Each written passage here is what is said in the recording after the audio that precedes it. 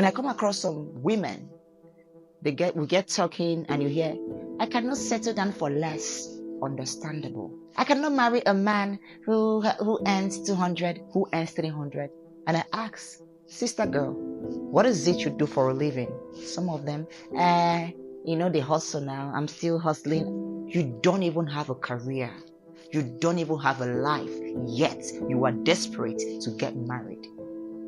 Now you get married. What are you adding to that marriage? You have nothing to offer aside your body. Do you realize as time goes into that marriage, your body, even love, is not enough to keep marriage? I know nothing is enough to hold the man who doesn't want to be held. But trust me, sister girl, you need to do more. Now let me tell you a few things you need to do or know before you say I do. You need to be financially liberated, number one.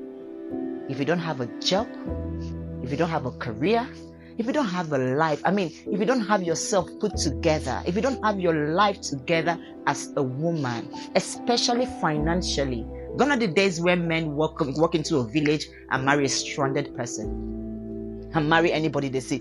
These days, men are intentional, just like you are, because a lot of you out there, your target is to marry a rich man. Yes, so the men are as intentional as you are. Nobody wants to marry a liability as a wife.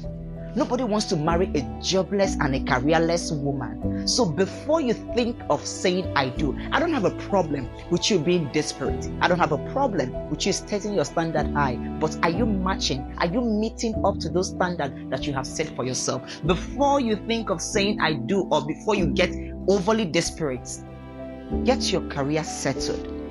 Financially get stable.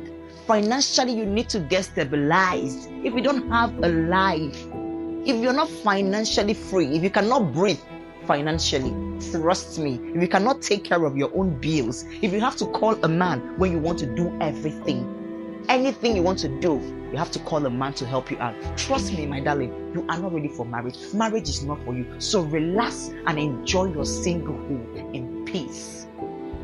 Number two, if you are not ready to be loyal and submissive, some of you will say, I'm a no-nonsense woman. No man can tell me what to do. No man can tell. If no man can tell you what to do, my sister, remain in your father's house.